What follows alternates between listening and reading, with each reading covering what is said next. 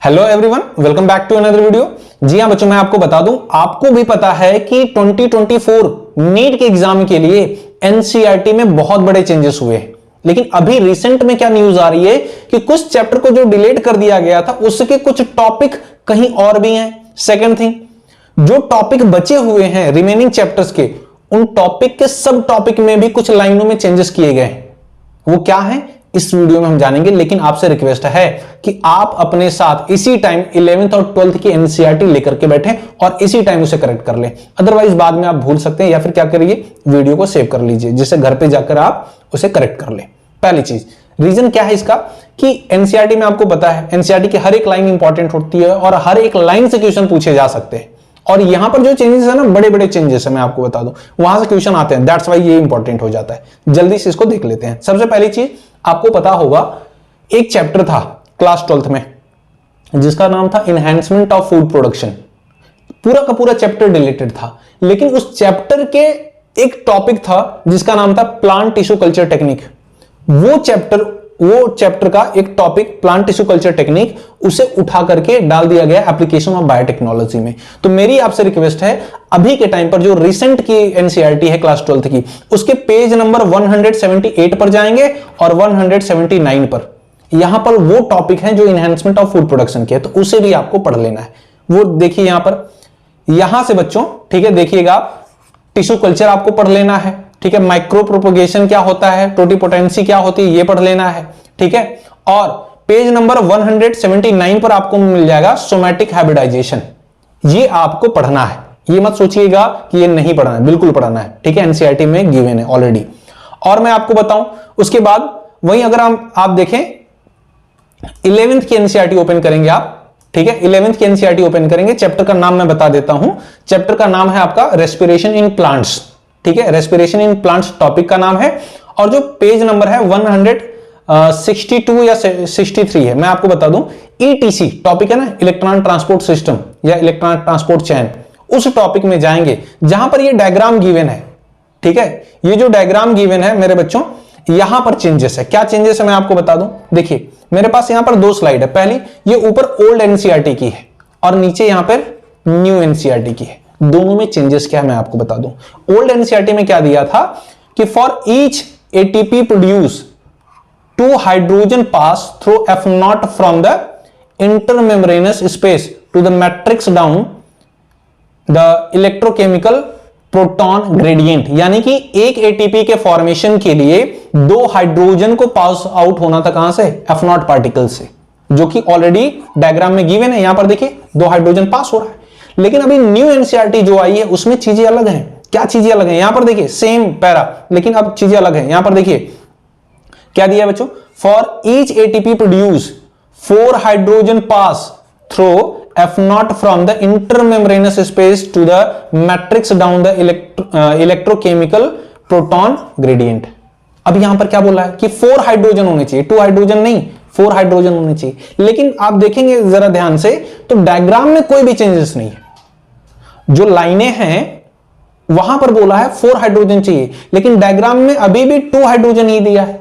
तो किसको सर लिखें, किसको पढ़ें? मैं कहता हूं जरा ध्यान से सुनिए, आप 4 हाइड्रोजन को ही पढ़िए, क्योंकि 4 हाइड्रोजन करेक्ट है, लेकिन जो डायग्राम है वो इनकरेक्ट है। लेकिन जब पूछ लिया जाएगा आपसे नीट के एग्जाम में कि 2 हाइड्रोजन या 4 हाइड्रोजन, दोनों में से कोई भी चूज करेंगे तो आपको मार्क्स मिलेंगे।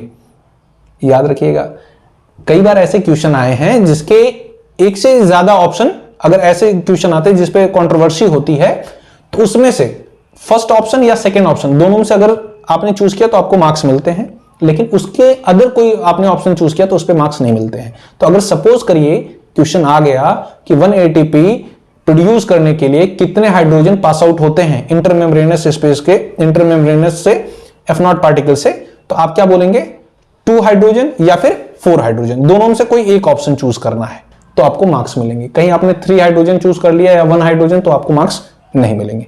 क्लियर है, ये चीजें समझ लेनी है।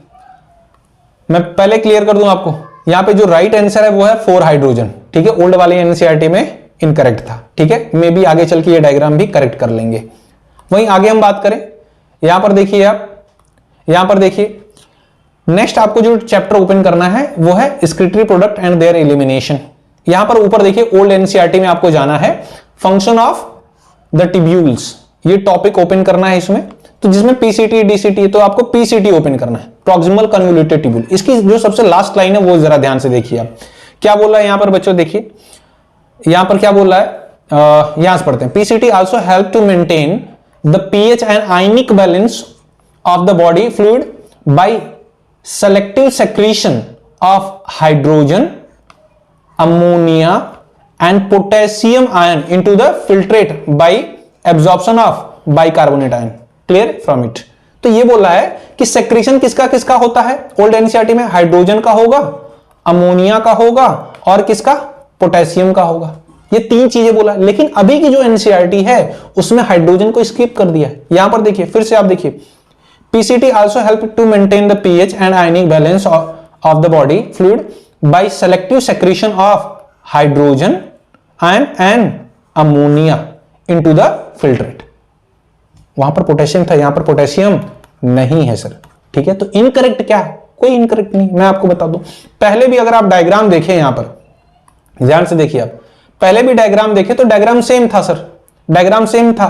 तो कई बार हम सोचते थे कि सर यहां पर ओल्ड एनसीईआरटी के अकॉर्डिंग यहां पर तो पोटेशियम भी होना चाहिए क्योंकि पोटेशियम ऑलरेडी गिवन था, यहां पर पोटेशियम नहीं था। तो हम लिखते थे कि भाई हाइड्रोजन, पोटेशियम और अमोनिया इन सब का सेक्रीशन होता है कहां पर, पीसीटी में, जो कि करेक्ट था। लेकिन अभी के टाइम पर पोटेशियम को अगर स्किप कर दिया है, ठीक है, तो मैच कर जाता है ये डायग्राम से। तो क्या कौन सा पढ़ना चाहिए, अभी का पढ़ो चाहे पहले का पढ़ो, कोई भी आप पढ़ सकते हैं, दोनों ही करेक्ट है। क्लियर, इस चीज को ध्यान दीजिएगा। लेकिन अभी जो टेक्स्ट बुक से मैच करता है वो डायग्राम है, तो ज्यादा बेटर होगा कि अभी का आप पढ़े। क्लियर, अगर पहले वाला भी पढ़ रहे हैं तो वो इनकरेक्ट नहीं है, इस चीज को ध्यान दीजिएगा। क्लियर, ये आपको चेंजेस समझ में आने चाहिए। फिर उसके बाद आगे बढ़ते हैं, और हमें क्या चेंज करना है सर, आ जाना आपको बायोलॉजिकल क्लासिफिकेशन में। बायोलॉजिकल क्लासिफिकेशन में क्या चेंज करना है सर, एक वायरस टॉपिक है, आपको पता होगा, ठीक है, ए सेलुलर ऑर्गेनिज्म का वायरस का टॉपिक है। तो अगर आपके पास ओल्ड एनसीईआरटी है, अभी रिसेंट में जो न्यू एनसीईआरटी जब रिलीज हुई उसके पहले की अगर ओल्ड एनसीईआरटी है तो वो करेक्ट है। लेकिन प्रीवियस ईयर की अगर आपके पास एनसीईआरटी है तो एक बार प्लीज देख लीजिएगा कि यहां पर वायरस मींस वेनम और पॉइजन फ्लूइड यहां पर दिया है डिमिट्री इवानोव्स्की। क्लियर, ये तो है ही, लेकिन वहां पर दिया गया कि इस टर्म को, वायरस टर्म को, पॉइजन टर्म को, वेनम को किसने दिया, लुईस पास्चर का जिक्र होगा। अभी की रिसेंट के एनसीईआरटी में लुईस पास्चर का कोई भी जिक्र नहीं है। ठीक है, तो इस चीज को ध्यान दीजिएगा, इसको करेक्ट कर लीजिएगा। क्लियर है बच्चों, तो ये 4 मेजर चेंजेस थे एनसीईआरटी में। इसी तरह की वीडियो के इंफॉर्मेशन के लिए सब्सक्राइब कर सकते हैं आप प्रदीप्स बायोलॉजी को। मिलते हैं आपसे नेक्स्ट वीडियो में, तब तक के लिए जय हिंद।